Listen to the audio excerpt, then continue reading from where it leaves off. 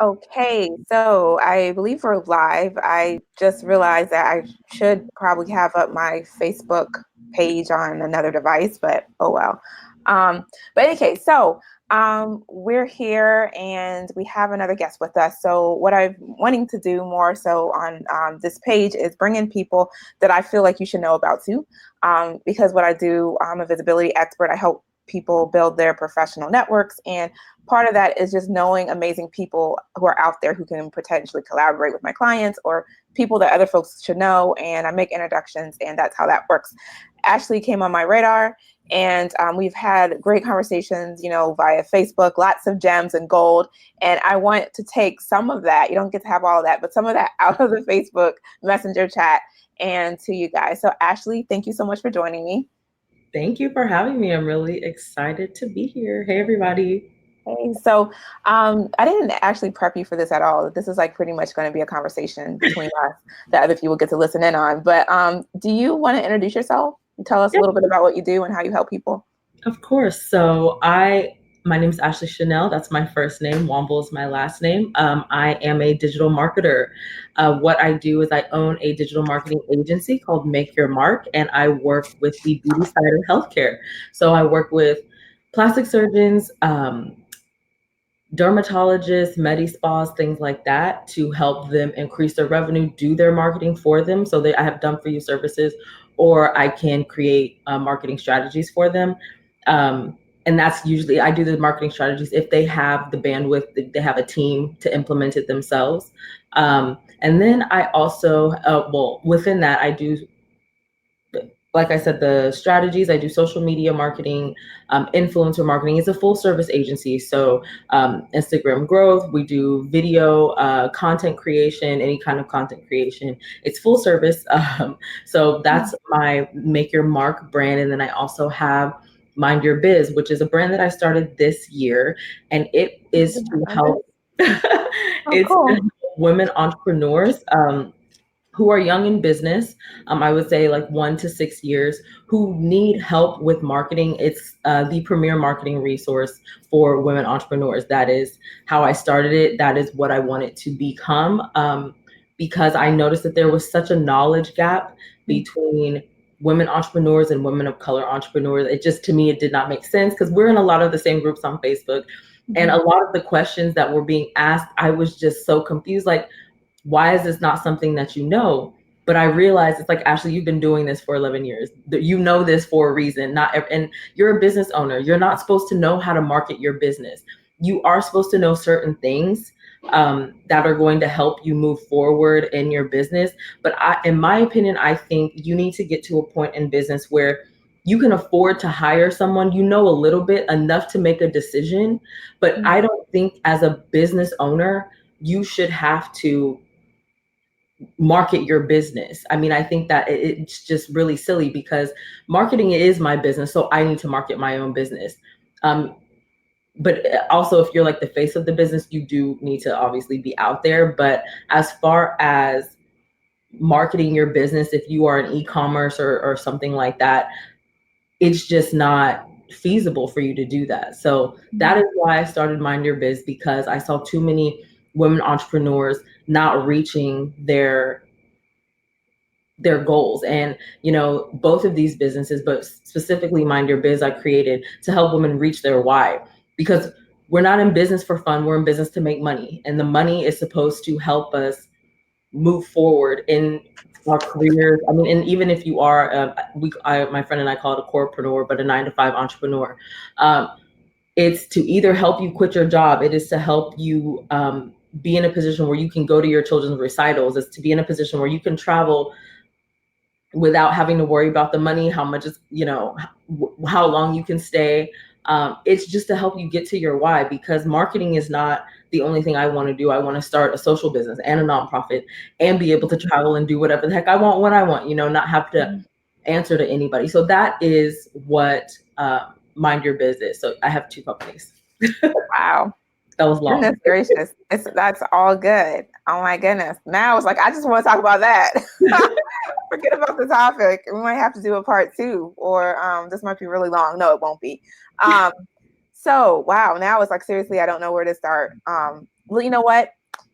Okay, well, a few things about what you said that I loved. I loved everything about what you said, but um, I loved how you talk about parallel. I've heard this term called parallelpreneurs, like people who are in corporate and have, and so Okay. I I like like the, that.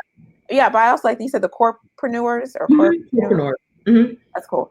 And also, I the challenge or the fear that a lot of folks face. Well, first of all, a lot of my audience are, you know, nurses who have a business, healthcare professionals who have a Mhm. business, and who are also trying to figure out marketing. And I don't know if I realized your niche was. You've probably said it to me, but I will you say have it it. again?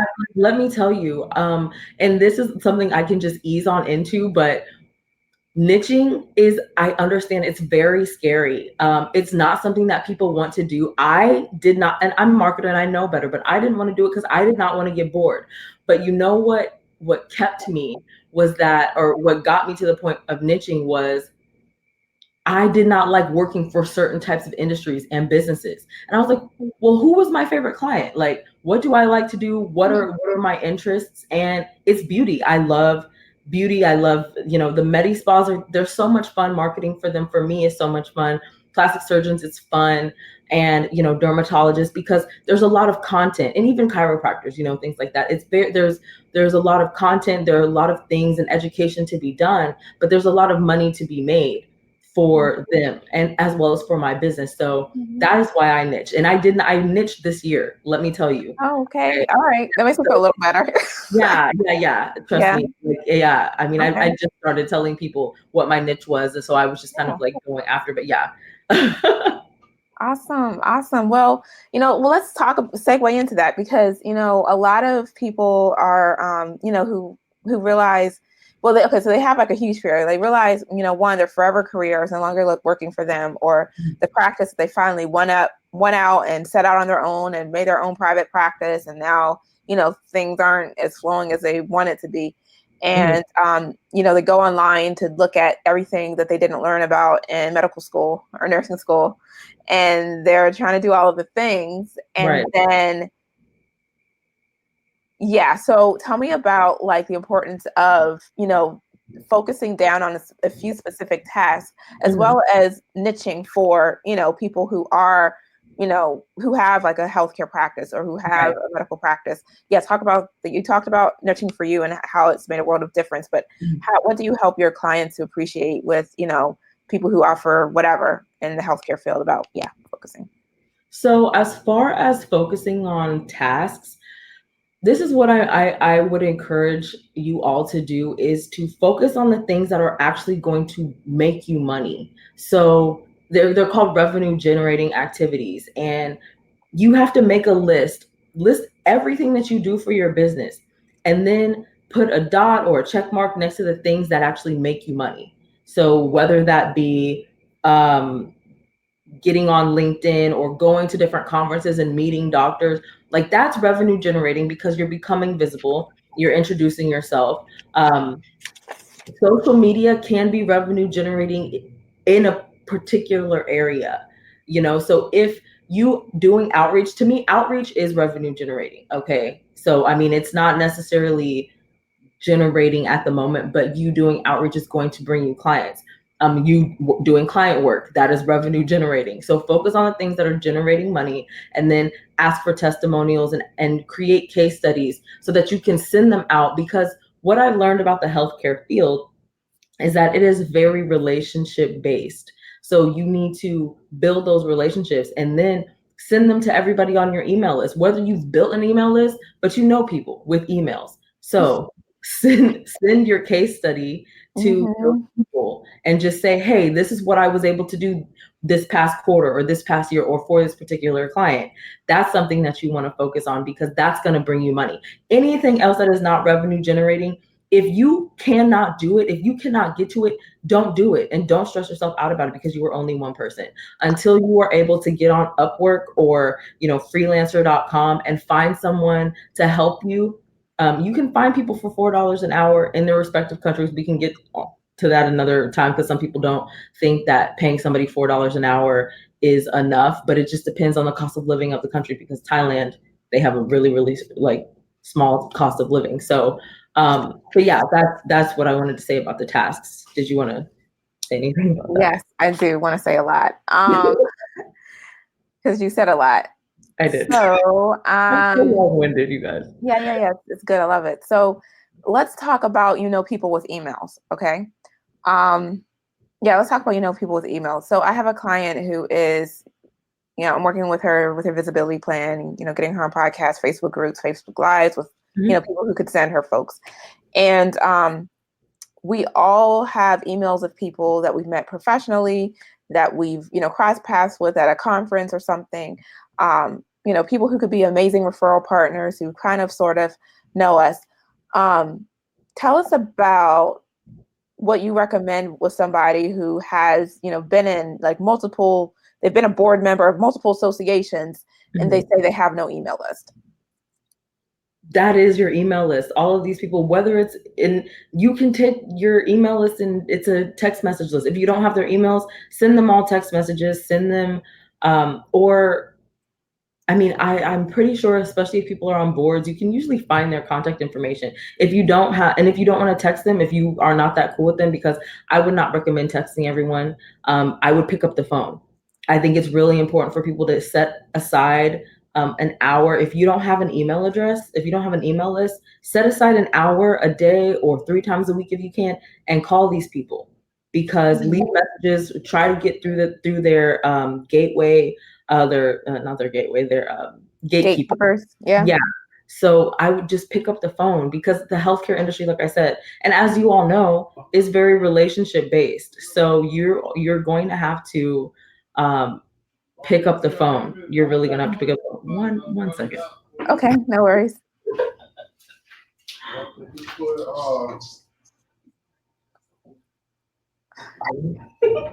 Okay.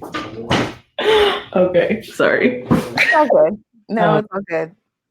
But yes, I would say pick up the phone if you don't have an email list, but because you can always find someone, or go to the places where your target market hangs out, which they might be conferences, they might be luncheons. Do what you need to do to get there and to get their contact information. Mm-hmm. And I just also, co-sign, of course, over on what you said, and also invite people to think of like something that I've used is close. With close, you can do mail merge and, like, hey, let's reconnect, subject line, let's reconnect, or subject line, it's been a while, or subject line, something like that. And, sure. You can do that. And a call to action can be is like,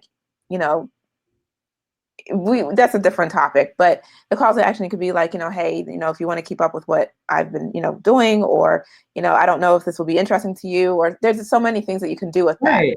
Like, talk more about that. Like, how could someone start to, like, I don't want to say cold message their warm contacts, but let's talk more about that. Well, no, absolutely. Cold message them. I mean, no one's going to know what you do unless you tell them, I mean, we think that we're going to be annoying trying to, speak to people and follow up with people. But if people don't know what you do, they can't recommend you. They can't tell their friends and family about you. They can't tell their doctor about you, or whoever it is that your target market is, or their doctor friends and things like that. You have to make sure that you are in front of people. And in order to do that, you have to get up and get out. You have to send messages. So your messages could, one thing that I like to put in my messages when I send them things is, who else can I connect you with? Because be of service. So I would definitely recommend sending a case study if you have one, or if you don't have a case study, that's absolutely fine. If you have a testimonial, use that. If you don't have one, that's okay. Send them a message that says, hey, I know it's been so long, because I have business cards that I still need to send to people that I met earlier this year. Okay. But it doesn't matter. You've met them. Just say, hey, it's been a really long time. And, you can make a joke out of it. I'm super late, but I just wanted to make sure I connected with you, because I remember meeting you and it was so amazing. This is what I call gassing. Okay. So gas them up. You know what I mean? Put their head up, make them feel good that you remember them. And if you do remember them, put something in your email that you guys had a conversation about, or that you remember about them. Because there's this one girl, she's in real estate.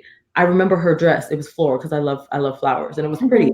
And And I was like, so when I send her the message, or I think I already sent it, by the way, but I would say, and I loved your dress, by the way, it was so pretty. I love flowers. And please let me know if there's anyone I can connect you with, business or personal wise. And then I also say, but for your marketing needs, don't hesitate in contacting me. And then my websites and things like that, and even my freebie, it's in my email signature. So I just don't be scared to contact people, because that's the only way people are going to know about you, especially I want to say in the healthcare field, because what I've learned, and even my mom has a medical billing business. I mean, trying to get in with doctors is difficult. It's really difficult. So. And Dr. Porter just says people must know you, and it's all about connection. Thank you, Dr. Porter, for chiming in. Yes. I like what you said about I like how you said that you talk about like a common connection, of course, and being honest is, you get points for being honest and transparent. Because I just got I guess it wasn't a cold pitch, because I met her at a networking event, and she says, we met at a networking event. It's been a while. And I honestly can't remember which event it was, because I've been to a lot. And it's like, we all have been there. We all have been to so many networking events. We have a stack of business cards that we need to be following up on. But here she is. She's actually following up on hers, right? And she says, actually, I don't really remember how we met, but, this is why, And that's awesome. And I love that, because it takes away the, I don't know what the word is, but I hate networking events, because a lot of things are very shallow and surface. Like, hey, what do you do? Oh, that's nice. Oh, okay. And then the conversation just kind of ends. So going in and being able to be transparent, or look for deeper things that you can talk to, or different questions, like going in with a list of questions that you can ask people to get to know them and see kind of if they are your target market when you talk to them. And you can do the same thing in your emails, like just ask them a question, not like a list of questions. But I think that's awesome, is to just be transparent and say, I don't remember where we met, but I just wanted to reach out and see if I could be of service. Because being of service is the way, like the more you give, the more you get.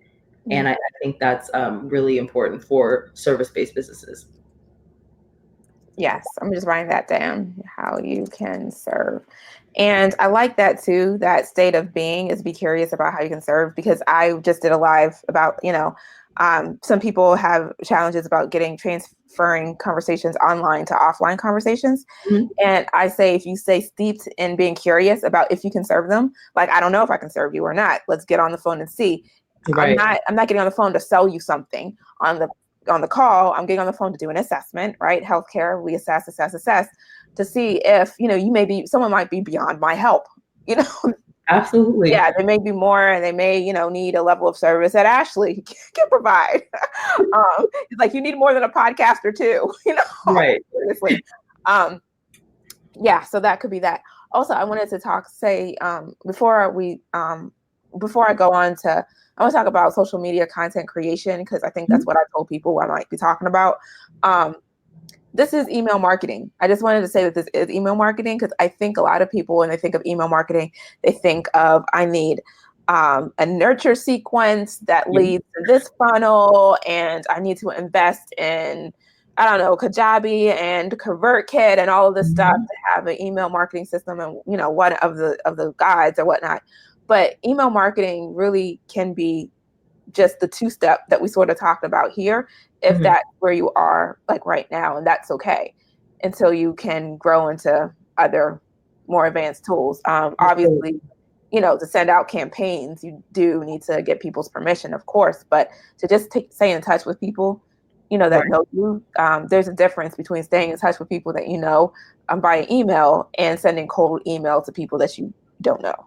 Absolutely. So let's talk about understanding the needs of your audience and creating content for them. I said something that you might be talking about social media too. But tell me about like some of the best practices that you've noticed related to finding the needs of your healthcare audience and creating social media content. What has been working?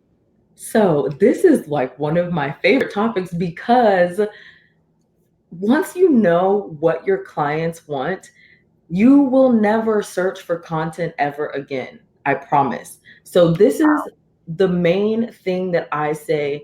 If you need content, if you are wondering what to say, whether it's in video, whether it's a quote graphic, whether, an image or whatever it is, even in your captions, because people freak out about writing the caption as well. What are your FAQs? What are the things that people ask you about the most related to your business? Start there. List them out. People ask me just what you just asked me. What is it that people like? How do I post? Like, I don't know what to post. I'm scared to post this and that. So those are 4 things that I just said that I can post graphics about. I can post stories about. I can do a live about each one of those things. And out of that live, I can create a blog post. And out of those blog posts, I can create tweetable content. And with that, just from one video, I can create about 30 pieces of content that you can reuse. And I just want you to know that you start with your FAQs. And so the next thing is do a buyer persona. And I know people hate doing this. I hate doing this because it takes time and it makes you think. And I would say for one, pick one audience that you, because I mean, a lot of us can target different people. So like I target dermatologists, med spas, and plastic surgeons. Those are 3 different types of targets for me. So I would need to do a buyer persona for each one of those. Okay. But then what I would do is I would interview 3 people, like 3 plastic surgeons, and then I would do my buyer persona myself just to see what it is that I know, what I can fill out.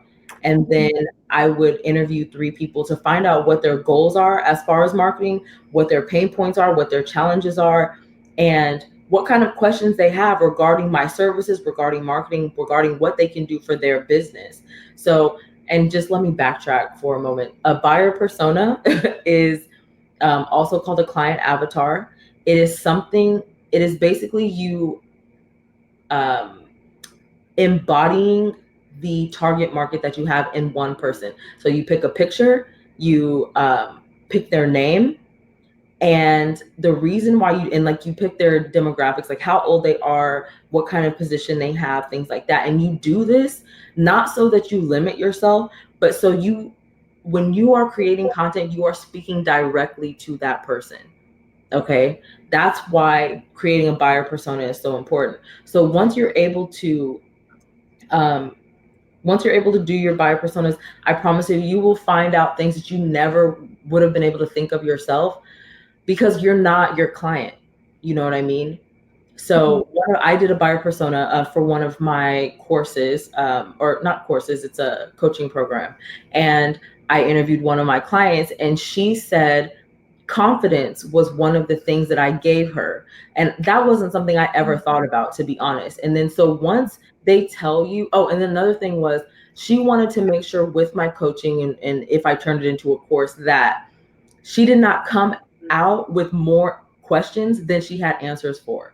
And I was like, oh, that's fascinating. I never would have thought about that, because my thing is I want to give you the best I can.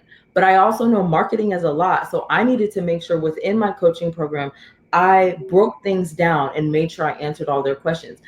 I would have never known that had I not done my buyer persona and I interviewed her. So this is why. So once you create your buyer persona, write down, or I would say record it, but make sure when you write it down or you record it, you listen to their language and you put their language in your posts. You put their language in your captions, you put their language in your landing pages, you put their language on your website, because that's how people are going to know, oh my gosh, this person is reading my freaking mind.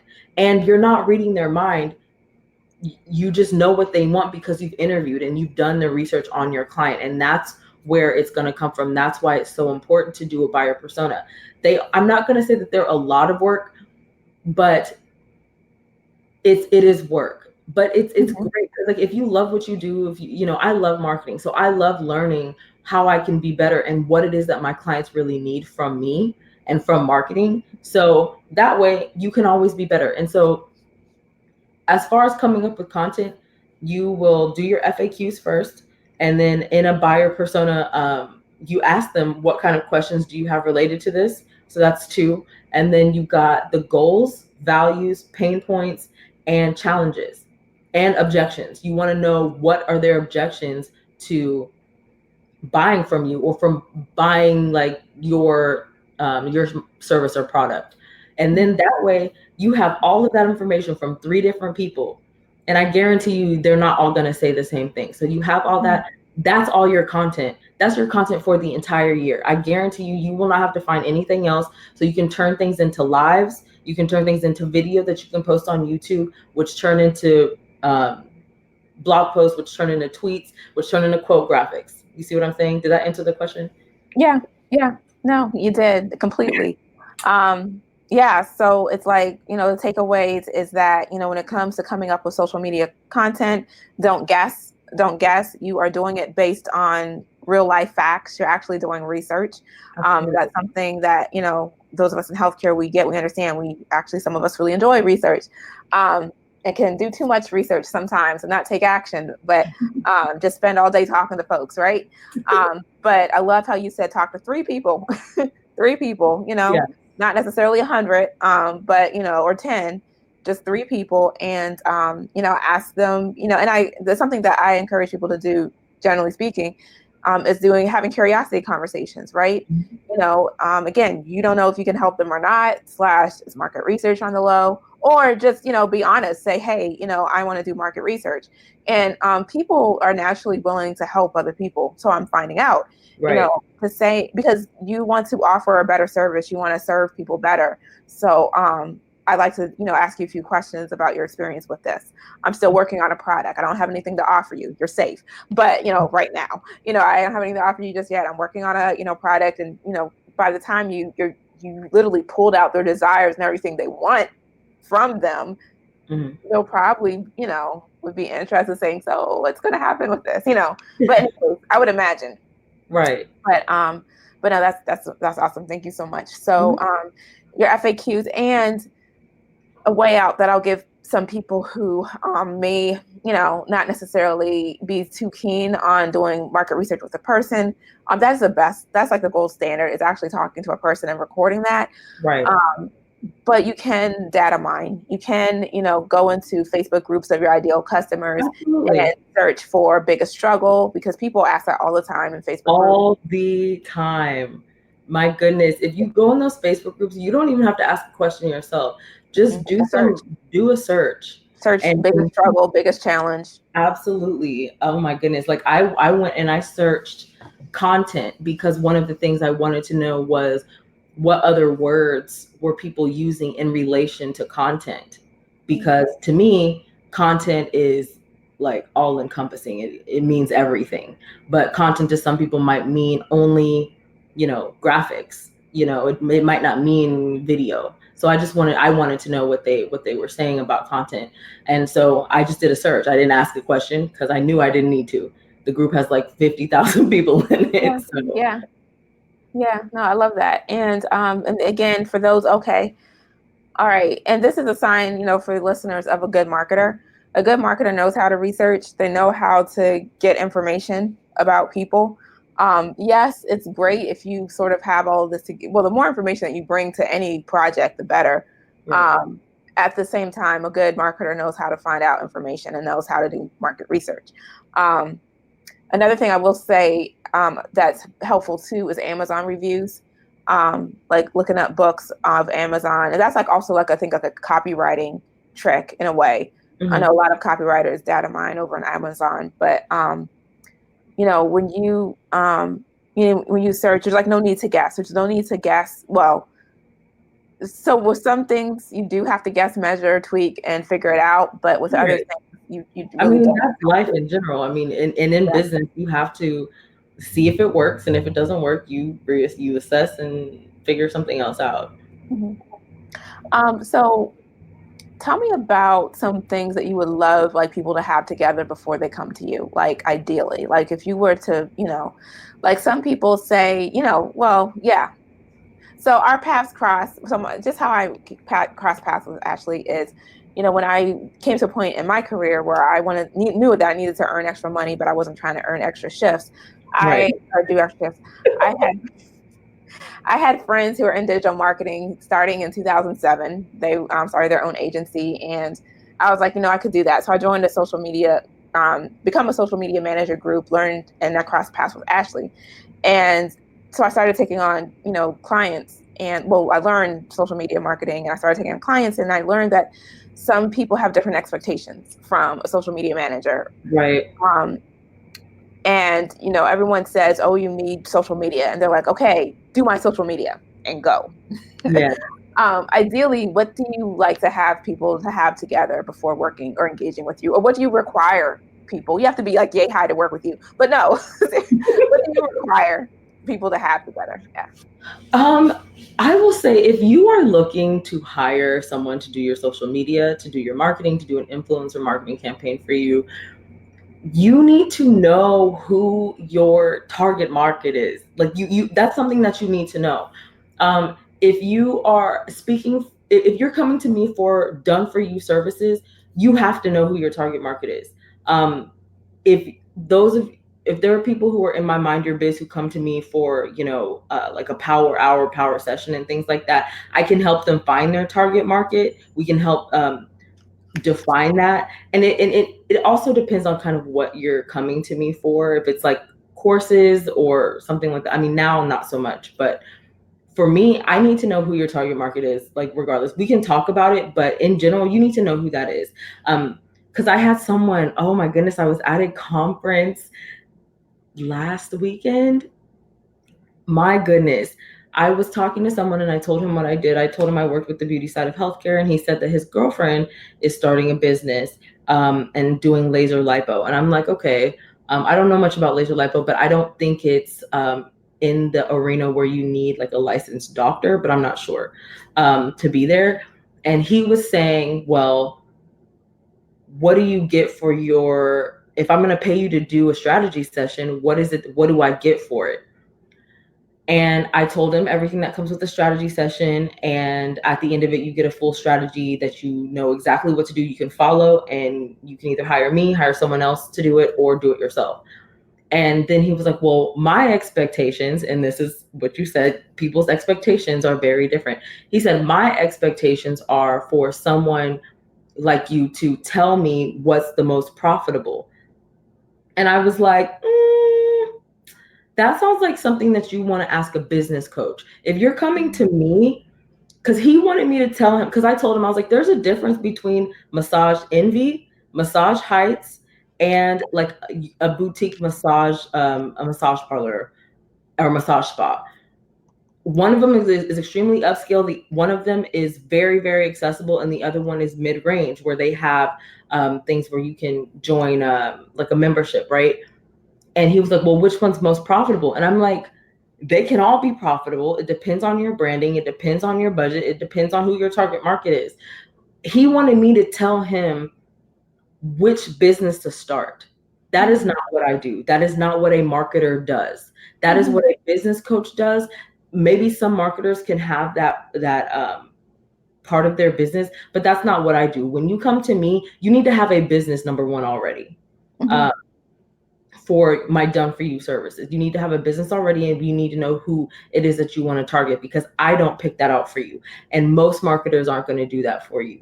We can help you kind of gauge and say, well, you might want to tweak your target audience, because it looks like these are more of the people who are actually coming to you for your services. But I would honestly just say, number one is a business, number two is a target market, and number three is a budget. Because you absolutely need a budget in order to market your business. And I would also say number four is time. You need time to talk to me, because this is your business, and I can't care more about your business than you do. Love it, love it, love it. So, so to wrap up, tell us about like your strategy session, how people can work with you or find out more about your strategy session, if that's like the entry point where I think some people might be. And yeah, go ahead. Yeah, sure. So my strategy session, it is the entry point to me working with your business, and it is where we go through. We have a conversation about what your goals are, and then what we do is we have about a 2-hour session, and it's a strategy session where I have already done research on your business, on your target, on your industry. and I come back and we talk through the strategy that I believe is going to help you achieve your business goals. So whether, and excuse me, I don't go through everything. I go through the things that are necessary for you to reach your goals at this point. So I'm not going to tell you to be on YouTube, Facebook, Quora, Instagram, Reddit, Pinterest. I'm not going to tell you to do all that if it's not right for your business. If your business goals and your marketing goals, we go through your business goals and your marketing goals. And your marketing goals, you don't have to know. That's something that I'll help you with, because your marketing goals are directly tied to your business goals. And this is another thing I would say. If you're looking for a social media manager or a marketer, they need to understand business. Okay, they can't just understand social media. They have to understand business, because social media is just a piece of the puzzle. Influencer marketing is just a piece of the puzzle. You know, what are other email marketing? It's just a piece of the puzzle. You need all of them to do your marketing well. You know what I mean? So, and people need to understand your business, because I also need to make sure that you logistically can carry out what I've marketed. So if you do not have enough product, your manufacturer is late, whatever it is, me marketing for you is not going to help you, because then you're going to get bad reviews. So like, those are the things that I think about as a marketer. I want to make sure that you thrive, because you doing well means I'm doing well, and your business is important to me. So I would say, but as far as the strategy session, it's something that is going to, I don't do anything without a strategy. I don't work with any businesses without creating a strategy. So this is something that once you decide to move forward and you want to hire me, I follow that strategy document that I created for you. So there's no question about what are we doing next. But yes, it's, if I need to put in influencer marketing, I give you the strategy for that. And it's a paid strategy session, just so you know, FYI. But yes, it's what is going to help propel your business forward and help you achieve your goals as far as your business. I do have one more question. I said I was wrapping up, but as you were talking about it, made me think of one more thing. Event marketing. Do you do event marketing, or is that like another sort of beast that you don't necessarily touch? I do event marketing for my clients, but I also know that PR is involved in event marketing, and I do not do PR. I do have vendors that I work with, unless my clients want to work with their own PR person. But PR and marketing do go hand in hand. They are not the same thing, just in case anybody was wondering. But PR is more of the getting you on TV, getting you in publications, sending press releases, things like that. I don't do that, because I know my strengths. I don't like to do that. It's not something that I enjoy doing. So, but you also need to know if you are PRable, okay? Because if you I like that. yeah, if you don't, like, I had an event earlier this year, and I had a what do you call it? I had a session with my friend Julie Griffith. She's in PR. She does PR, and I did a session with her. And I was saying to her, there were a lot of people coming at me saying, "Hey, I can get you in these publications. I can get you on TV." But I declined to work for them because I knew better. Like, I knew there was nothing. I wasn't PRable. People didn't know me. I didn't have any content going on until I was marketing for my event, which I sold out, so it wasn't an issue. But event marketing has a lot to do with you being visible. And if you have something to be PR'd, then by all means, hire somebody to do PR for you. But if not, if you're just starting out, you have one event, and it's not like a major event, because my event wasn't major. I mean, it only fit, I think, 50 people. So it wasn't a major Houston event. So that's why I declined people trying to sell me things that I knew weren't good for me, which is unfortunate, because I know a lot of people don't know whether they're PRable or not. But yeah, I do events, just to answer your question, but I don't do PR. Okay. All right. And I love, there's a lot of that I would love to unpack too, because, knowing what to say no to, just because somebody is saying that you need to get, you need to upgrade from MailChimp to ConvertKit, the free version of MailChimp to ConvertKit, that's a whole nother topic. Or only if you know what you're doing. I mean, yeah. I still use MailChimp because I'll be moving to ActiveCampaign, but I use MailChimp because I'm not doing sales sequences right now. Like I'm not set. Like once I start selling my course, I will be moving over because the sequences are easier to create there. But if you're just, you know, building your list now and you want to bootstrap it, you don't feel like spending money. Even though, you know, Active Campaign I think is like $9.99 a month, still. I mean, if you don't want to spend that $120 or whatever it is a year, then don't do it. MailChimp is just fine. Mm-hmm. Mm-hmm. Awesome. So how can people keep in touch with you? Is your Facebook group, or do you have a Facebook group, or you mentioned a couple of different businesses that you have. How can people find you for which business? So if you are interested in working with me for done for you services, you can go to makeyourmarkconsulting.com.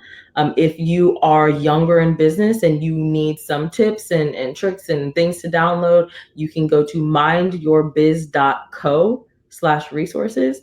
I have some things there. You can download my buyer persona, I believe. You can download the buyer persona from there. If not, send me a message. I'll have to go look to make sure it's up there. But there's other things that you can download. And I have, you can follow me on Instagram at Ashleigh Chanel, ASHLEIGH CHANEL. Awesome. Thank you guys. And this one, I didn't want it to be too long, but I couldn't help myself. She just kept saying amazing things. And she's like giving me like a month's worth of content. you might be seeing a lot of Ashleigh quotes. Well, a lot of Ashleigh quotes from here, but yeah, thank you so much. And if you guys, want to, get more visible with podcasts, do lives and Facebook groups of your best buyers and such. I do have a visibility challenge. I'll leave a link to that. And Ashleigh, I want to need your links. Send them to me via Messenger, because I don't think I put up a comment about what this was about. So I need to go back and add some stuff. So anyways, thank you so much. Take care. Thank you. Bye, guys. Bye.